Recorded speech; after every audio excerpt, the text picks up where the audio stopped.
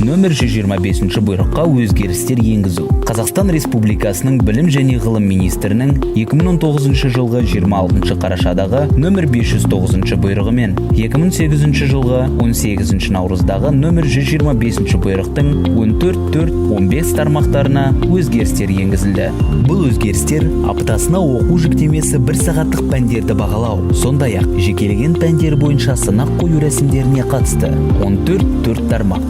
Оқу жүктемесі аптасына 1 сағат болса, бөлімдік жиынтық бағалау 90 ішінде 2 реттен артық өткізілмейді. Қажет болған жағдайда бөлімдер біріктіріледі. Қорытынды баға жартыжылдыққа қойылады. Жаратылыстану, дүниетану, дүниежүзі тарихы, химия, информатика, құқық негіздері, қазақ тілі, орыс тілі, жаратылыстану, математика бағыттағы сыныптар, геометрия және информатика, қоғамдық гуманитарлық бағыттағы сыныптар пәндерінен оқу жүктемесіне аптасына 1 сағат бөлінеді. Жоғарыда аталған пәндер бойынша жарты жылда өткізілген 4 жиынтық бағалау нәтижелері бойынша жарты жылдық бағалар келесі пайыздық қатынаста қойылады.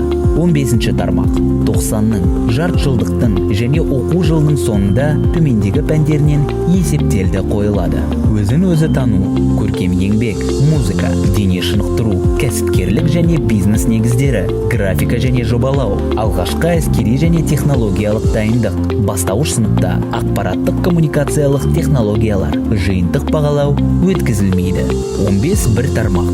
10-11 сыныптарда инварианттық компоненттен тереңдетілген және стандарттық деңгейлердің пәндерін таңдаған жағдайда кәсіпкерлік және бизнес негіздері, графика және жобалау оқу пәндерінен басқа аталған пәндерінен жиынтық бағалау өткізіледі. 7, 9, 10, 11 сыныптардың вариативтік компонентінің сағаттарын есебінен таңдалған оқу пәндерінен жиынтық бағалау өткізілмейді. Оқу жылының соңында есептелді қойылады. Оқу жүктемесі 1 сағаттық пәндерді жарты жылдыққа бағалауға және алғашқы әскери және технологиялық дайындық, бастауыш сыныпта ақпараттық коммуникациялық технологиялар пәндерінен есептелді қоюға көшуге байланысты білім алушылар мен мұғалімдерінің оқу жүктемесі төмендейтін болады.